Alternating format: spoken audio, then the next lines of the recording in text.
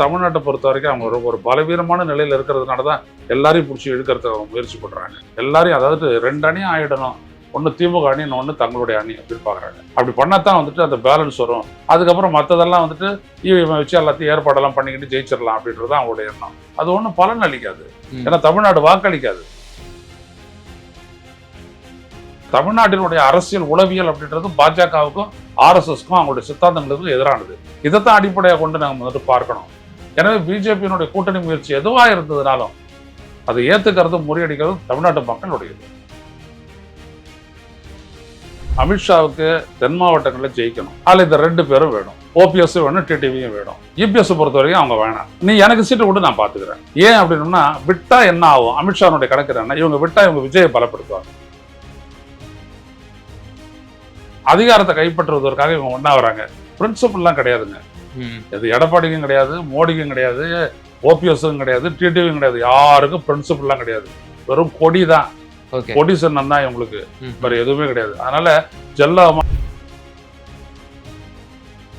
எதிரில் இருக்கக்கூடிய ஆபத்து கருதி அது மாற்றான வலிமை கிடையாது. அது ஒரு பெரிய பூதம், ராட்சசன். அவனை எதிர்த்து எல்லாரும் ஒன்னா நிக்கணும். மண்ணை காப்பாற்ற வேண்டும், மக்களை காப்பாற்ற வேண்டும், மொழியை காப்பாற்ற வேண்டும், உரிமையை காக்க வேண்டும் அப்படின்னோம்னா ஒன்னா தான் நிக்கணும். ஆனா காங்கிரஸ் வெளியேறிச்சுன்னா நல்லா காப்பாற்றலாம்.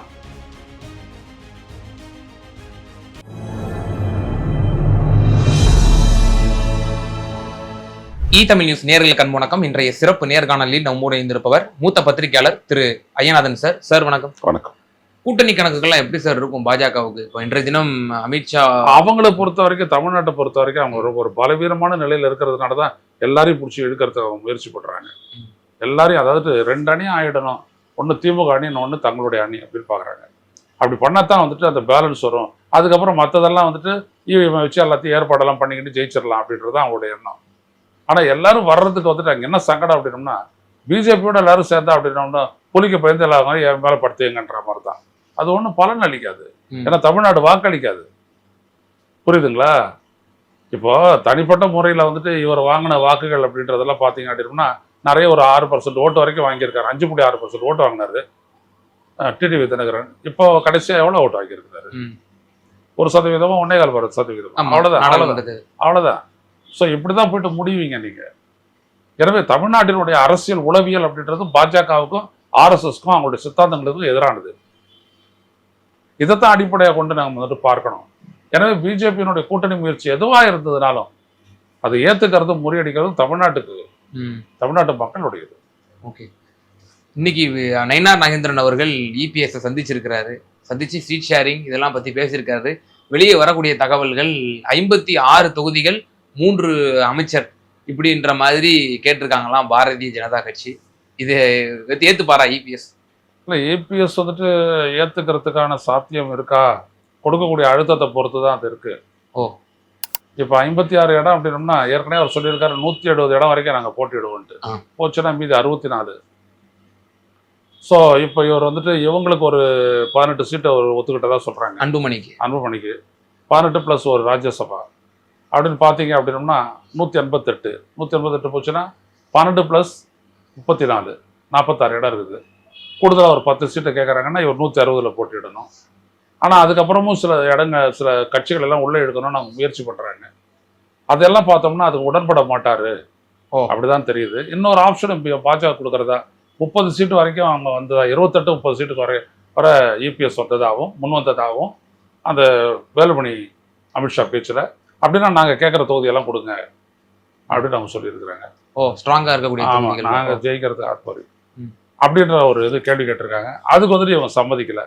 ஸோ அதனால் இது எப்படி போகுதுன்றதை பொறுத்துறது தான் பார்க்கணும். ஆனால் பிஜேபி இதில் நிச்சயமா கணிசமான ஒரு இடம் நிற்கணும். அப்போதான் பிஜேபிக்கு ஒரு லாபம். இபிஎஸ்ஸால ஒரு வெற்றி பெறக்கூடிய ஒரு அணியை கட்டமைக்க முடியுமாங்கிற ஒரு கேள்வி நிச்சயமா அமித்ஷாவுடைய மனசுக்கும் எழும். எனவே பாஜக இந்த அணியில இடம் பெறுவதன் மூலியமாக ஒரு கணிசமான ஒரு தொகுதியில் நின்று வெற்றி வாய்ப்பும் பெற்று ஒரு கணிசமான ஓட் ஷேரை நம்ம ஸ்கோர் பண்றது தான் இங்க லட்சியமா இருக்குங்கிற ஒரு கருத்து இருக்கு இல்லையா? அதுல நீங்க உடன்படுறீங்களா? இல்ல, ஸ்கோர் பண்றது வெற்றி பெறது கூட்டணிக்கு நல்லதா கெட்டதான்றது இருக்கட்டும். அவங்க நிறைய இடத்துல ஜெயிச்சாங்க அப்படின்னா அது நமக்கே ஆபத்தா முடியும்னு இபிஎஸ் நினைக்கிறதுனால தான் அவர் ரொம்ப பின்னுக்கு போறாரு. நிறைய இடத்துல ஜெயிச்சிட்டாங்கன்னா என்ன பண்ணுவாங்க? ஒரு 30 பேர் உள்ள வந்துட்டாங்கன்னா என்ன பண்ணுவாங்க? இவருக்கே குடைச்சல் கொடுப்பாங்க. அப்புறம் அவ்வளவுதான். ஓகே. ஸோ அந்த இடத்துல இருந்து அவர் பயப்படுறாரு. ஆனா இவரு தானே சார் போய் காம்ப்ரமைஸ் ஆனாரு டெல்லிக்கு போய் 3 கார் காம்ப்ரமைஸ் ஆனார்னா அடுத்த எப்படி வந்திருக்கும்? எல்லாமே நேரடியாக நடந்துச்சு, எல்லாம் ரகசியமான அழுத்தங்கள் தானே. வர்றியா இல்ல பாத்துக்கட்டுமா அப்படின்னா போயிடுறாரு, அவ்வளவுதான். அப்படிதான் நடக்குது. இதெல்லாம் மிரட்டல் அடிப்படையில் உருவான கூட்டணி தான். ஆனா அதையும் தாண்டி அமித்ஷாவோட இருந்தா நம்ம ஜெயிச்சிடலாம் அப்படின்னு நினைக்கிறாரு இபிஎஸ். அதே நேரத்துல அது ரொம்ப ஒரே மட்டும் அவங்களோட இன்ஃபுளுன்ஸுக்கு தனது கட்சியை திறந்து விட்டுறக்கூடாது அப்படின்றதையும் அவர் எச்சரிக்கையா இருக்கிறாரு. இதுல எப்படி இவங்க அட்ஜஸ்ட் பண்ணிட்டு போறாங்கன்றத பார்க்கணும். இப்போ அலையன்ஸ் பார்ட்னர்ஸ்னு பார்த்தோம்னா ஒரு குறுகிய வட்டம் தான் இருக்கு, ஏடிஎம்கே எக்ஸ்பெக்டிங் பார்ட்னர்ஸ். அதுல குறிப்பா டிடி தினகரன் அவர்கள் நேற்றைய தினம் டெல்லிக்கு சென்றிருந்ததாக தகவல், அமித்ஷாவையும் சந்தித்ததாக தகவல்.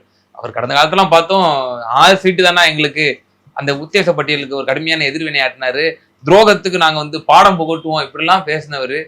செயற்குழு பொதுக்கூட்டு கூட்டத்துல கொஞ்சம் காம்ப்ரமைஸ் ஆன மாதிரி தெரிஞ்சிச்சு. அமித்ஷாவை சந்திச்ச தகவல், இதுல என்ன சார் பின்ன? இல்ல, ரொம்ப ஒரு முக்கியமான ஒரு இடத்த நீங்க பார்க்கணும். அமித்ஷாவுக்கு தென் மாவட்டங்களில் ஜெயிக்கணும். அதில் இந்த 2 பேரும் வேணும், ஓபிஎஸ் வேணும், டிடிவியும் வேணும்.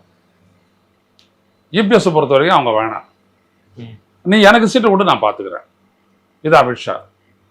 இப்போ புரியுதுங்களா? ஓகே. ஏன் அப்படின்னா விட்டா என்ன ஆகும்? அமித்ஷாவுடைய கணக்கு என்ன, இவங்க விட்டா இவங்க விஜயை பலப்படுத்துவாங்க.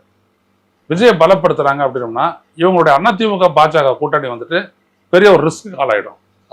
ஸோ விஜய் வந்துட்டு தனியா விடுறதுல தான் இவங்களுடைய வெற்றி அடங்கி இருக்குது. இல்லாட்டி அது ரொம்ப மோசமா போயிடும். அதனால வந்துட்டு இதைத்தான் சொல்லி நாங்க கூப்பிட்டுக்கிறோம், நீ கொடுக்க வேணாம் நான் பாத்துக்கிறேன், என்னோட நீ சீட்டை நெகோசியேட் பண்ணிக்கோ அப்படின்றாங்க. நீங்க சொல்றது கூட்டணிக்குள் ஒரு கூட்டணி இல்ல, கூட்டணி ஒண்ணு உருவாகாம இருக்கிறதுக்காக இந்த ஒரு கூட்டணி. அது என்டிஏ தான், என்டிஏ அதிமுக கிடையாது. உண்மை அதுதான். நாங்க என்டிஏல தான் இருக்கிறோம் அப்படின்னோம்னா, அப்படி என்டிஏனுடைய தலைவராக இருக்கக்கூடிய பாஜக தான் சொல்றது இங்க கூட்டணி ஆட்சின்னு, நீங்க தான் சொல்றீங்க தனித்த ஆட்சி அப்படின்ட்டு. அப்புறம் என்ன அதுல இருக்கு? ஒண்ணும் கிடையாது. இல்ல, மெயினா என்னன்னா விட்டுட்டோம் அப்படின்னோம்னா இவங்க 2 பேரும் போயிட்டு விஜயை பலப்படுத்திடுவாங்க. ஓகே, அது தங்களுடைய கூட்டணிக்கு பாதகமா முடியும். அதைத்தான் அவங்க பாக்குறாங்க. இப்போ 56 சீட்டு கேட்கறாங்க அப்படின்னா அந்த 56ல நாங்க வந்து டிடிவி ஓபிஎஸ் அகாமடேட் பண்ணிடுவோம் அப்படின்ற மாதிரி பேசியிருப்பாங்கன்றீங்களா? ஆமா, அப்படிதான். அப்படி இல்லாட்டி கொடுக்க மாட்டாங்க, அவ்வளவு சீட்லாம் கேட்க மாட்டாங்க. ஓகே. பட் ஆனா இபிஎஸ் செயற்குழு பொதுக்குழுல என்ன சொன்னாரு, நாங்க விரும்பக்கூடிய கட்சி தான் எங்க அலையன்ஸ் பார்ட்னர்ஸ் இருக்கணும் அப்படின்னு. உண்மை அதான் இவங்க சொல்றாங்களா, அப்ப நாங்க ஜெயிக்கணுமே. இபிஎஸும் டிடிவியும் ஓபிஎஸும் டிடிவியும் எல்லாமே எப்படி நீங்க தெற்குல ஜெயிப்பீங்க? நீங்க டெபாசிட் எழுந்திருக்கீங்கல்ல, அப்ப நீங்க எப்படி நிர்ணயிக்க முடியும்? அப்போ இப்போ இதுல பாருங்க சார், எப்படி ஜெல் ஆகும் சார்? இப்போ டிடிவி தான ஓபிஎஸ் ஐயா ஜெல் ஆகுறது எல்லாம் என்ன அப்படின்னா, ஒண்ணு அழுத்தம், ஒண்ணு துட்டு. அதிகாரத்தை கைப்பற்றுவதற்காக இவங்க ஒண்ணா வராங்க. பிரின்சிபல்லாம் கிடையாதுங்க. அது எடப்பாடிக்கும் கிடையாது, மோடிக்கும் கிடையாது, ஓபிஎஸ்ஸும் கிடையாது, டிடிவியும் கிடையாது. யாருக்கும் பிரின்சிபல்லாம் கிடையாது. வெறும் கொடி தான். கொடி சொன்னா இவங்களுக்கு வேற எதுவுமே கிடையாது. அதனால ஜெல்லாமா எல்லாம் ஜெல்லாயிடுவாங்க, நல்லா ஜெல்லாவாங்க, ஜொல்லாவாங்க, எல்லாமே 2மே ஆயிடும். இல்ல சார், இவர் உதாரணத்துக்கு கோவில்பட்டிலே நிக்கிறாருன்னு வச்சுப்போம், யாரு தினகரன் அவர்கள். இவ இபிஎஸ் அங்க போய் பிரச்சாரம் பண்ணுவாரா இல்ல அதிமுக? இபிஎஸ் அவர் ஒரு பிரச்சார நாயகன், அவரு எம்ஜிஆர். அவரு அவர் தானே சார் பண்ணா பண்றாரு. இப்படி போயிடுங்க, முதல்வர் வேட்பாளர் எடுத்துட்டு போட்டுங்க. ஏங்க ஜெயிச்சா அது முடிவாக வேண்டிய இடங்க முதல்வர் வேட்பாளர்லாம் ஜெயிக்கட்டும், அப்புறம் பாத்துக்கலாம். அதெல்லாம் இப்ப தேவை என்னது? ஓட்டுகள் சிதறாம இழுத்துக்கிறணும், அதானே? ஆமா ஆமா, அதுதான் இப்ப நடக்குது. ஒண்ணும் இல்ல. இப்ப அதுலயே இன்னொரு ட்விஸ்ட் வந்திருக்கு. இப்ப அன்புமணி அவர்களுடைய இந்த கூட்டணி முடிவை ராமதாஸ் ஐயா கடுமையா எதிர்க்கிறாரு, கடுமையான ஸ்டேட்மெண்ட்ஸ் எல்லாம் விடுறாரு. இன்னொன்னு சொல்லியிருக்காரு, இன்னைக்கு காலையில திமுக ஆட்சி நல்ல ஆட்சி கொடுத்துட்டு இருக்கு அப்படின்ற ஒரு விஷயத்தையும் ஒரு குண்டத்துக்கு போட்டிருக்காரு. ராமதாஸ் ஐயாவோட கணக்கு என்னவா இருக்கும்? இதனால இபிஎஸ்க்கு என்ன பாதிப்பு ஏற்படும்? இல்ல, இபிஎஸ்க்கு என்ன பாதிப்பு இல்லை. இப்ப ராமதாஸ் ஐயா அவனுடைய கணக்கு வந்துட்டு என்ன அப்படின்னா, அன்புமணியால களத்துல சோபிக்க முடியாதுங்க. களம் ராமதாஸ் உடையது, ஐயா ராமதாஸ் உடையது. வன்னியர் சங்கம் அவரோட நிக்குது, வன்னியர் இளைஞர் சங்கம் அவரோட நிக்குது, வன்னிய பொறுப்புகள் அவரோட தான் நிற்பாங்க, அன்புமணியோட நிற்க மாட்டாங்க. இவர் திமுக வந்தாருன்னா நிச்சயமா திமுக அட்வான்டேஜ் தான். ஆனா இங்க விடுதலை சிறுத்தைகள் இருக்கிறாங்களா, அது எப்படி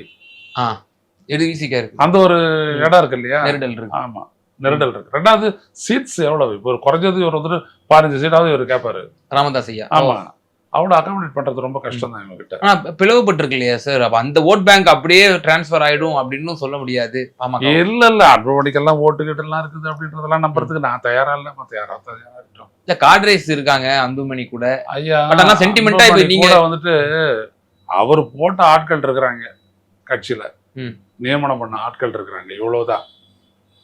அன்புமணி வந்துட்டு எப்ப தனிச்சு போட்டிட்டாரோ மாற்றம் முன்னேற்றம் அன்பு பண்ணின்னு 5.6 3.6 குறைஞ்சிது பாமகனுடைய ஓட்டு.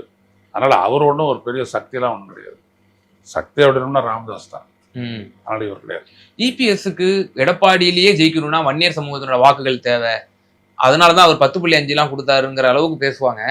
இப்போ பாமக 2 பட்டு இருக்கு, இவருக்கு எதிராக போர்க்கொடி தூக்குறாரு. இப்ப இவர் திமுக ஒரு பக்கம் பை சான்ஸ் அவர் போயிட்டார் அப்படின்னா நிச்சயமா வன்னியர் சமூகத்தை இந்த திமுக பக்கம் இழுக்கிறதுக்கு ராமதாஸ் ஐயா கடும் முயற்சியில ஈடுபடல. இல்ல இவங்க வரல, ராமதாஸ் ஐயா வரல அப்படின்னாலும் கூட அதே வன்னியர் பெல்ட்ல திமுக தான் நல்லா சோபிக்குமே. எப்படி அது கடந்த தேர்தலையும் நிரூபணம். கடந்த தேர்தல் என்னாச்சு? அண்ணா திமுக பாஜகவோட தான் நின்றுச்சு பாமக. 5 தொகுதி தானே. அந்த இடத்துல நிறைய ஜெயிச்சது யார்? வட தமிழ்நாட்டுல. அதே பெல்ட்டில் நிறைய ஜெயிச்சது யார்? திமுக தானே. அப்புறம் அதெல்லாம் ஒண்ணு, திமுக தான் அங்க பலம் வாய்ந்த சக்தி. அப்புறம் தான் பாமக வருது. அது காரணம் என்னன்னு விடுதலை சிறுத்தைகள் திமுகவோட இருக்கிறது. ஓகே. சோ விடுதலை சிறுத்தைகள் இவங்களோட இருக்கிறதுனால இவங்க பலம் வாய்ந்த ஒரு சக்தி தான் இவங்க. அதுக்கப்புறம் தான். ஆனா ஒரே ஒரு நெருடல் இருக்குன்றீங்க, ஈசிகா இருக்கிறனால திருமாவளவன் ஏத்துக்கொள்வாரா?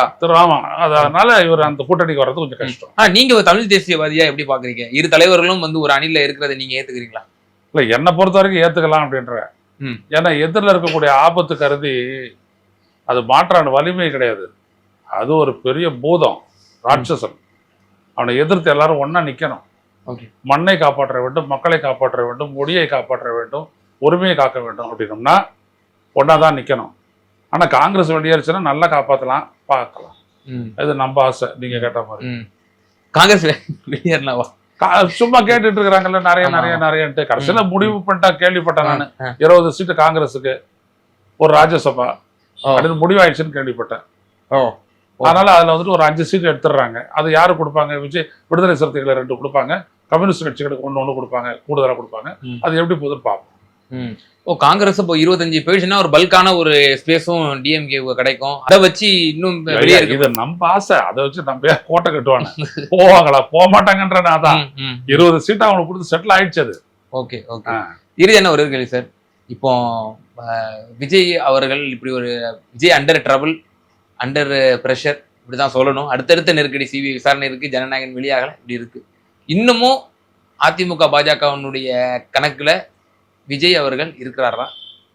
விஜய் தெளிவுபடுத்தணும். அவங்களுடைய கணக்குல அவர் இருக்கிறாரு. விஜய் தான் பிச்சுக்கிட்டு வெளில வரணும். அந்த துணிச்சல் அவர்கிட்ட இருக்குமா? இதுதான் பெரிய கேள்வி. நீங்களே சொன்னீங்க செயற்குழு பொதுக்குழு கூட்டத்துல அதிகாரத்தை அவர் எடுத்துக்கிட்டு, அதிகாரத்தை வாங்கிட்டதுன்னு அது சேர்றதுக்கா? வேணாம்னு சொல்றது கூட இருக்குதுலாம். சேர்ந்துடலாம்ல, போய் எப்படி வேணாலும் செய்யலாம் இல்லையா? அரசியல் அவர் தனக்கென்ற ஒரு தனித்த ஒரு அரசியல் அவர் விரும்பினா எதிர்க்கணும். அதெல்லாம் வேணாம் அப்படின்னா அவர் சேர்ந்துருவார். சீமா சார், சமகால அரசியல் சூழ்நிலை குறித்து ரொம்ப தெளிவா எங்க நேரலுக்கு பகிர்ந்தீங்க. ரொம்ப நன்றி.